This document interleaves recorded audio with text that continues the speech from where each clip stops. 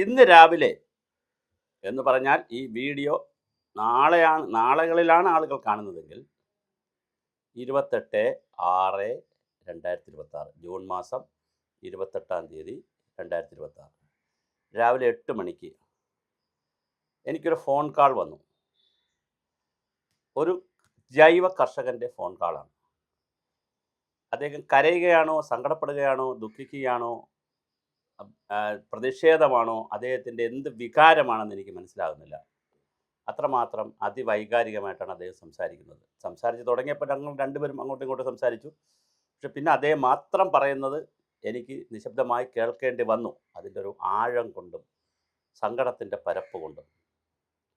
വിഷയം വളരെ ലളിതമാണ്. കാലാകാലങ്ങളിൽ ഓരോ മന്ത്രിമാർ വരുമ്പോഴും ഓരോ സംവിധാനങ്ങൾ ഇവിടെ വരുമ്പോഴും ഇവിടെ ഉള്ള സംവിധാനങ്ങളും കുറേ ബഹളങ്ങൾ ഉണ്ടാക്കും. മുല്ലക്കര രത്നാകരൻ കൃഷിമന്ത്രിയായിരുന്നപ്പോൾ ജൈവ കൃഷി എന്ന് പറഞ്ഞ് വേണ്ട ബഹളമായിരുന്നു. ജൈവ കൃഷി പ്രോജക്റ്റ് ഉണ്ടാക്കുന്നു, ജൈവ കൃഷി പോളിസി ഉണ്ടാക്കുന്നു, വേണ്ട ബഹളമായിരുന്നു.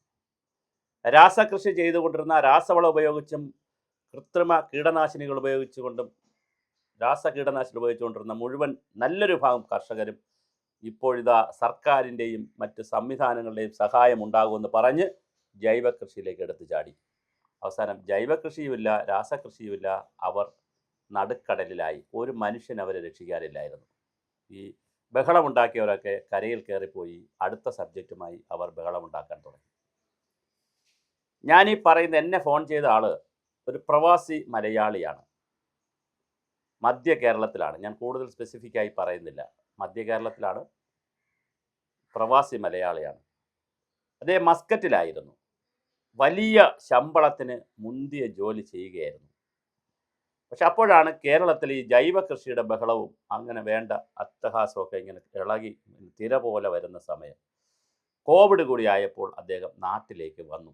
കോവിഡ് കാലം കൂടി ആയപ്പോൾ നാട്ടിൽ വന്ന് വിചാരിച്ചു എങ്കിൽ പിന്നെ ഇനിയിപ്പോൾ നാട്ടിൽ ഇതിൻ്റെ ഒരു ഫ്ലറിഷിങ് കാലമാണല്ലോ, ജൈവ കൃഷിയുടെയും അതിൻ്റെ മൂല്യവർദ്ധിത വസ്തുക്കളുടെയും ഒക്കെ ഒരു ഫ്ലറിഷിങ് കാലമാണല്ലോ, എങ്കിൽ നാട്ടിൽ കൃഷി ചെയ്യാം. അങ്ങനെ കുറച്ച് തുടങ്ങി ഇപ്പോൾ ഏക്കർ കണക്കിന് കൃഷിയായി. നാട്ടിൽ കിട്ടാവുന്ന എല്ലാം കൃഷി ചെയ്തു. ജാക്ക് ഫ്രൂട്ട് അങ്ങനെ തുടങ്ങിയിട്ടുള്ള ചക്ക തുടങ്ങി ഒരുപാട് കൃഷിയായി. വാഴ കൃഷിയായി. 25ഓളം അന്യസംസ്ഥാന തൊഴിലാളിക്കാരായിരുന്നു ജോലി ചെയ്തിരുന്നത്. കഴിഞ്ഞ തെരഞ്ഞെടുപ്പിന് പശ്ചിമ ബംഗാളിലെ തെരഞ്ഞെടുപ്പിന് ഈ 25 പേരും നാട്ടിൽ പോയി. അവർ തിരിച്ചു വരാമെന്ന് പറഞ്ഞാണ് പോയത്. നല്ല ശമ്പളം കൊടുത്തിരുന്നു അവർക്ക്.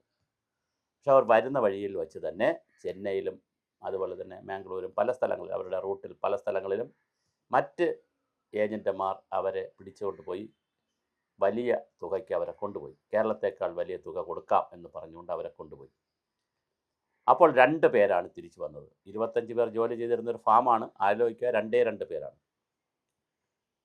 ഫാമിൽ എന്ത് സംഭവിച്ചു എന്ന് വെച്ചാൽ കായികനികൾക്കറിയില്ലല്ലോ ഇതിപ്പോൾ ബംഗാളി തെരഞ്ഞെടുപ്പാണെന്നും ബംഗാളികൾ തിരിച്ചു വന്നില്ലാന്നും മലയാളികൾ ഇങ്ങനെ തള്ളുകളും ബഹളങ്ങളും മാത്രമേ ഉള്ളൂ, കാര്യത്തിലൊന്നും ചെയ്യില്ലെന്നും ഈ ഫലവൃക്ഷാദികൾക്കറിയില്ലല്ലോ. അതിൻ്റെ സമയത്ത് തന്നെ വലിയ തോതിൽ പൂത്തുലയാൻ കായ്ക്കാൻ തുടങ്ങി. പറമ്പ് നിറയെ കായ്ഫലങ്ങൾ കൊണ്ട് നിറഞ്ഞു. ഈ കർഷകൻ എന്ത് ചെയ്യണമെന്ന് അന്തമിട്ട് നിൽക്കുകയാണ്. കാരണം അധികം ഭൂമിയുണ്ട്, ഒറ്റയ്ക്ക് ചെയ്യാൻ പറ്റുന്നില്ലല്ലോ, ഫാമിലിക്ക് ചെയ്യാൻ പറ്റുന്നില്ല. അദ്ദേഹം പഞ്ചായത്തിനെ സമീപിച്ചു. തൊഴിലുറപ്പുകാരുടെ ഒരു സേവനം കിട്ടുമോ എന്ന് നോക്കി. നാട്ടിലുള്ള കർഷകരുടെ സേവനം കിട്ടുമോ എന്ന് നോക്കി.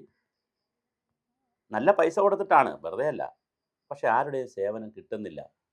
2, 3, 4 പേരുടെ സേവനം കിട്ടുമെന്നല്ലാതെ ബൾക്കായിട്ട് 25 പേരെ 30 പേരെ ആവശ്യമുണ്ട്. അവരെ കിട്ടുന്നില്ല. എന്ത് ചെയ്യണമെന്നറിയാതെ തൻ്റെ പ്രവാസി സ്വപ്നമെല്ലാം കൊഴിഞ്ഞു പോയി. താൻ തൻ്റെ നാട്ടിൽ വന്ന് കൃഷി ചെയ്തതിൻ്റെ കണ്ണുനീരിൽ നിന്ന് താൻ നോക്കുമ്പോൾ നഷ്ടമല്ല, കൃഷി നഷ്ടമല്ല, ശരിക്കും വിളവെടുക്കാൻ ആളില്ലാതെ മുഴുവൻ വിളവും ഇങ്ങനെ പറമ്പിൽ പഴുത്ത് നശപ്പെട്ട് കാണുമ്പോൾ ഉണ്ടാകുന്ന ഒരു മാനസിക സംഘർഷം ഉണ്ടല്ലോ, അത് വാട്സപ്പ് യൂണിവേഴ്സിറ്റിയിലും ഫേസ്ബുക്ക് യൂണിവേഴ്സിറ്റിയിലും ഇരുന്ന് തള്ളിമറിക്കുന്ന നമുക്ക് മനസ്സിലാവില്ല. നമുക്ക് തള്ളാം, നമുക്ക് ഒരുപാട് കാര്യങ്ങൾ തള്ളിമറിക്കാം. അങ്ങനെ ചെയ്യണം, ഇങ്ങനെ ചെയ്യണം, ഓരോ കാലഘട്ടത്തിൽ ഓരോ പരിപാടികൾ കേരളത്തിൽ നമ്മൾ ഇറങ്ങും. ഒരു കാര്യമില്ല. ഇതിനകത്തൊക്കെ ഒരു സത്യസന്ധത ഉണ്ടെങ്കിൽ ബഹുമാനപ്പെട്ട സിദ്ദിഖ് മന്ത്രി ഇപ്പോൾ വീണ്ടും ഇതിനെക്കുറിച്ചൊക്കെ ഇപ്പോൾ പറഞ്ഞു തുടങ്ങി. വീണ്ടും മീൻസ് ഈ പഴയ കാലത്തെ കാര്യങ്ങൾ പുതിയ രീതിയിൽ പറഞ്ഞു തുടങ്ങി. ചക്ക അതുപോലുള്ള ഫ്രൂട്ട്സൊക്കെ പ്രൊമോട്ട് ചെയ്യും, അതിൻ്റെ സംവിധാനങ്ങൾ ചെയ്യും, ജൈവ കൃഷി പ്രോത്സാഹിപ്പിക്കും. അങ്ങനെ ഒരുപാട് സ്വപ്നങ്ങളും ആഗ്രഹങ്ങളും സിദ്ദിഖ് മന്ത്രി പറയുന്നുണ്ട്. വലിയ പ്രായമുള്ള ആളല്ല അദ്ദേഹം, ആദ്യമായിട്ട് മന്ത്രിയായ ആളാണ്. അപ്പോൾ സ്വാഭാവികമായിട്ട് അദ്ദേഹത്തിന് ഒരുപാട് ആശയവും ആകാംക്ഷയൊക്കെ ഉണ്ടാകും. വയനാട് പോലുള്ള സ്ഥലത്തു നിന്നുള്ള MLA-യുമാണ്. അപ്പോൾ തീർച്ചയായും കൃഷി എന്തെന്ന് നടത്തിയിട്ടില്ലെങ്കിലും, ഒരുപക്ഷെ നേരിട്ട് നടത്താൻ സമയമുള്ള ആളല്ലെങ്കിലും കണ്ടിട്ടുണ്ടാകും, കർഷകൻ്റെ ശബ്ദം അറിയാമെന്നുള്ള ആളാണ്. ഇതിനൊക്കെ വളരെ വ്യവസ്ഥാപിതമായ സംവിധാനം ഉണ്ടാക്കണം. പഞ്ചായത്തുകാരെ കയ്യിലിരിക്കുന്ന തൊഴിലുറപ്പുകാരെ ഇതുപോലെ വിളവെടുപ്പ് സംവിധാനത്തിന് എന്തുകൊണ്ട് കർഷകർക്ക് കൊടുത്തുകൂടാ? തൊഴിലുറപ്പുകാർക്ക് തൊഴിലുറപ്പിൽ ജോലി കിട്ടിയില്ല എന്ന് പറഞ്ഞ് വേണ്ട ബഹളമാണ്. 300 രൂപ കിട്ടുന്നുള്ളൂ. അതിനേക്കാൾ ശമ്പളം കിട്ടുന്ന മറ്റ് ജോലികൾക്ക് എന്തുകൊണ്ട് പഞ്ചായത്തുകളിൽ കൃഷിഭവൻ കേന്ദ്രീകരിച്ചുകൊണ്ട് ലേബർ ബാങ്കുകൾ ആരംഭിച്ചുകൂടാ? തൊഴിലുറപ്പുകാരുണ്ട്, ഹരിതകർമ്മസേനയുണ്ട്, പിന്നെ മറ്റ് കുടുംബശ്രീയിലൊക്കെ ഉള്ള ഒരുപാട് സ്ത്രീകളുണ്ട്. നാട്ടിൽ ധാരാളമായ സ്ത്രീകൾ തന്നെ വലിയൊരു ശതമാനമുണ്ട് കേരളത്തിൽ. ചെറുപ്പക്കാരായ പുരുഷന്മാരുമുണ്ട്. അതുകൊണ്ട് കൃഷിഭവനുകൾ കേന്ദ്രീകരിച്ച് ലേബർ ബാങ്കുകൾ ഉണ്ടാക്കാൻ പറ്റുമോ എന്ന് കൃഷി മന്ത്രി ഗൗരവമായി ആലോചിക്കണം. ഒന്നാമത്തെ വിഷയം. രണ്ടാമത്തെ വിഷയം, ഇങ്ങനെ കൃഷി ചെയ്യുന്ന കർഷകർക്ക് അവരുടെ ഉൽപ്പന്നങ്ങൾ ശേഖരിച്ച് മൂല്യവർദ്ധിത വസ്തുക്കളാക്കാനുള്ള ഫാക്ടറികൾ തുടങ്ങാൻ കൃഷി വകുപ്പുമായി ചേർന്നും, അതുപോലെ തന്നെ SFAG എന്ന് പറഞ്ഞ സ്മാൾ ഫാർമേഴ്സ് പ്രൊഡ്യൂസേഴ്സ് കൺസോർഷ്യം എന്ന് പറഞ്ഞൊരു സംവിധാനമുണ്ട്. SFAG എന്നാണ് പേര്. ചെറിയ സംവിധാനമാണ്, അതിനെ വലുതാക്കണം. സ്മാൾ ഫാർമേഴ്സ് പ്രൊഡ്യൂസേഴ്സ് കൺസോർഷ്യം എന്ന മറ്റാണ് എൻ്റെ പേര്, SFAG. അതിനെ വലുതാക്കണം. കോപ്പറേറ്റീവ് സെക്ടറിനെയും കൂടി കൈയോജിപ്പിക്കണം. അപ്പോൾ കോപ്പറേറ്റീവ് സെക്ടറിനെയും സഹകരണ മേഖലയെയും ചെറുകിട വ്യവസായ മേഖലയെയും പഞ്ചായത്തിനെയും കൃഷി വകുപ്പും കൂടി ഒന്ന് കൈകോർത്താൽ ഈ കർഷകരെ രക്ഷിക്കാൻ വളരെ എളുപ്പമാണ്. മോഹനസുന്ദര വാഗ്ദാനങ്ങളടങ്ങുന്ന ഒരുപാട് ക്യാമ്പയിനുകൾ കേരളത്തിൽ വരും. ക്യാമ്പയിനിൽ ആകർഷകരായി ഇനി ഇതിൻ്റെ കാലമാണ് എന്ന് പറഞ്ഞ് പാവപ്പെട്ട കർഷകരും പണമുള്ളവരും ഗൾഫുകാരുമെല്ലാം പൈസ മുടക്കും.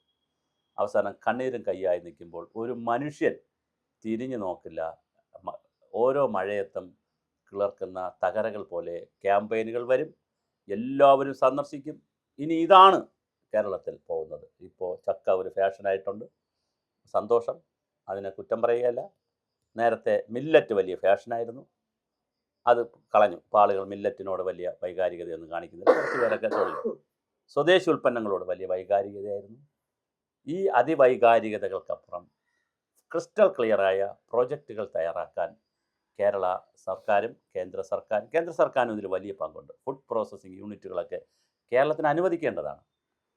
വലിയ തോതിൽ പാക്കേജ് ഫുഡിൻ്റെ പ്രോസസ്സിംഗ് യൂണിറ്റ് വലിയ സാധ്യതയാണ് കേരളത്തിൽ. അത് ആരംഭിക്കാനും ഒക്കെയുള്ള ശ്രമങ്ങൾ നടക്കണം. പഞ്ചായത്തുകൾക്ക് നേരിട്ട് പണം കിട്ടില്ല, പക്ഷേ അവർക്ക് PPP മോഡലിൽ public panchayat partnership panchayat private partnership മോഡലിൽ അവർക്ക് ഒരുപാട് കാര്യങ്ങൾ ചെയ്യാൻ പറ്റും. അതവർ ചെയ്യേണ്ടതുമാണ്. അങ്ങനെ പഞ്ചായത്തുകൾ PPP മോഡലിലും സംസ്ഥാന സർക്കാരിനും PPP പബ്ലിക് പ്രൈവറ്റ് പാർട്ട്ണർഷിപ്പ് മോഡലിലൊക്കെ ആലോചിക്കാം. അങ്ങനെ ഉള്ള പരിപാടികളും കേന്ദ്ര സർക്കാരും സംസ്ഥാന സർക്കാരും ഇതിന് കൈയച്ച് ഇൻസ്റ്റിറ്റ്യൂഷണലൈസ് ചെയ്ത് വ്യവസ്ഥാപിതമാക്കിയില്ലെങ്കിൽ ഈ പറയുന്ന പോലെ ജൈവ കൃഷി ആയാലും അല്ലെങ്കിൽ ചക്കയായാലും തേങ്ങയായാലും മാങ്ങയായാലും കുരുമുളകായാലും റബ്ബറായാലും ഇതൊന്നും മനുഷ്യൻ്റെ കയ്യിൽ നിൽക്കുന്നതല്ല, കർഷകൻ്റെ കയ്യിൽ ഒരു കാരണവശാലും നിൽക്കുന്നതല്ല. അതുകൊണ്ട് ബഹുമാനപ്പെട്ട കൃഷി മന്ത്രിയോട് പറയാനുള്ളത് ഇതാണ് കേരളത്തിൽ ഗൗരവമായി ചെയ്യേണ്ടത്.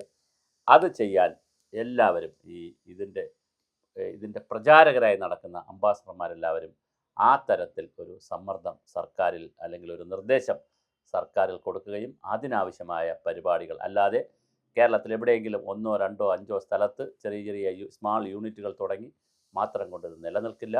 അതിന് കിട്ടുന്ന സാമ്പത്തിക സഹായം കൊണ്ട് അത് കഴിയുമ്പോൾ അത് തീരും. നമ്മൾ കാണുന്നതാണ്, കണ്ടതാണ്. അതുകൊണ്ട് തന്നെ ഞാൻ അവസാനിപ്പിക്കുന്നു. തൃശ്ശൂർ കേരളത്തിലെ പല സ്ഥലങ്ങളിൽ നിന്നും ഇത്തരത്തിലുള്ള കൃഷികൾ നടക്കുന്നു. അപ്പോൾ എന്നെ വിളിച്ചിട്ടുള്ള കർഷകൻ്റെ ദുഃഖം പങ്കുവയ്ക്കാനല്ല ഞാൻ പ്രധാനമായി ഇത് ചെയ്തത്. കേരളത്തിൻ്റെ പൊതുസമൂഹത്തിൻ്റെ ഒരു മാനസികാവസ്ഥയും വിഷയങ്ങൾ കൈകാര്യം ചെയ്യുന്നുള്ള തക്കിട തരികിട ജഗപൊക പരിപാടികൾ മനസ്സിലാക്കിക്കുന്നതിന് വേണ്ടിയാണ് ഇത് തിരുത്തി കൃത്യമായ ഹോംവർക്കിലേക്ക് കേരളം പോയാൽ കേരളത്തെ സ്വപ്നതുല്യമായ സംസ്ഥാനമാക്കി മാറ്റാൻ കഴിയും. പ്രചരണങ്ങളും വാചോടാപങ്ങളും ബഹളങ്ങളും നടക്കട്ടെ, പക്ഷേ ക്രിയാത്മകമായ പ്രവർത്തനങ്ങൾ അകത്തുണ്ടാകുന്നില്ല എന്നുള്ളതാണ് ഗൗരവതരമായ വിഷയം.